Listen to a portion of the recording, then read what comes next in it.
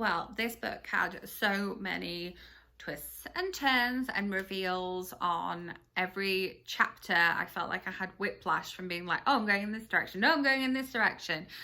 Welcome to my review of The Other Passenger by Louise Candlish. Welcome back, or if you are new here, welcome. My name is Katrina and I make bookish content here on this channel at least twice a week, and then movie reviews or book to movie content at the weekend. So make sure you are subscribed so that you don't miss out on any of those future videos. All of my social media links, as well as my blog and my Goodreads, is linked in the description box below so that you can keep up on my reading in between times. I have mentioned this author many times on the channel before, but Louise Candlish's new novel, The Other Passenger, is wonderful, and so I knew I had to make a standalone video talking about it. I have a video talking about Our House by Louise Candlish. I got to go to the book launch of that one, so that is a video and vlog, so I will leave that linked up above for you. Let me tell you what this one is about. No, you're feeling pretty smug about your commute to work by riverboat. No more traffic gridlock or getting stuck on the tube in tunnels. You're claustrophobic. Now you've got an iconic Thames view. Fresh air? A whole lifestyle upgrade. You've made new friends on board, led by your hedonistic young neighbour Kit. And you just had your first Water Rats Christmas drinks. But the first day back after Christmas, Kit isn't on the morning boat. The river landmarks are all the same, but something's off. You disembark to find police waiting. Kit's wife, Malia, has reported him missing, and another passenger witnessed the two of you arguing on the boat home after your drinks. Police say you had a reason to lash out at him, to kill him. You protest. You and Kit are friends. Ask Malia, she'll vouch for you. And who exactly is this other passenger, pointing the finger? What do they know about your private lives? No, whatever coincidences might have occurred that night, you are innocent. Totally innocent, aren't you? Whew, that gives a lot of details. Obviously, this review will be spoiler free, but if I haven't sold it to you on that synopsis there, yes, this book is full of twisty, turny revelations left, right and centre.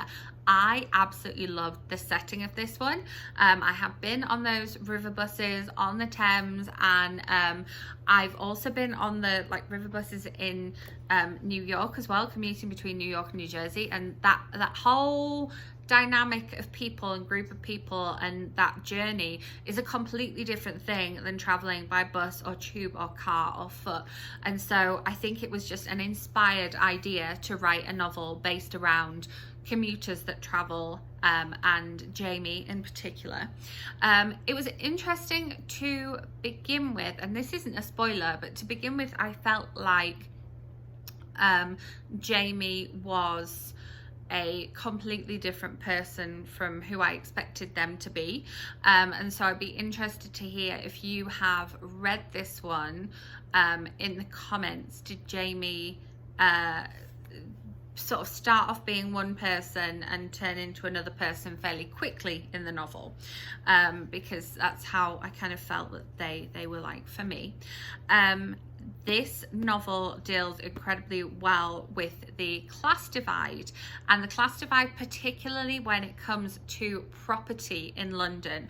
Obviously, Louise's last couple of books have been to do with property and your property and your neighbours and those people and our house, and so it's interesting that she brought that knowledge into this book as well. Obviously, the London property market is incredibly different from anywhere else, and is just so affected by income and class and family background as much as anything else. I'm sure it's very like that in other big cities, but having sort of been in that outer London property, oh my goodness, it's a completely different kettle of fish. And I like the fact that she brings in class differences, generational differences and economic differences into this novel. I thought it was really, really well done.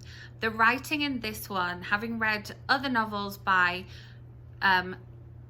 newer authors or debut novelists this month, then settling down with this novel, oh my goodness, The writing is always just so beautiful.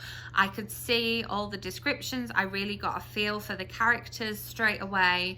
And then the fact that this story is so intricately woven that you find yourself tied up in this web with Jamie and with Kit and with Malia. I was like, wait, where are we now? Who are we? Who can we trust? Nobody.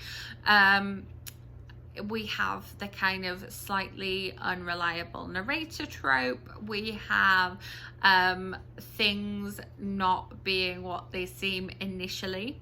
And then I love also the way that this book is structured.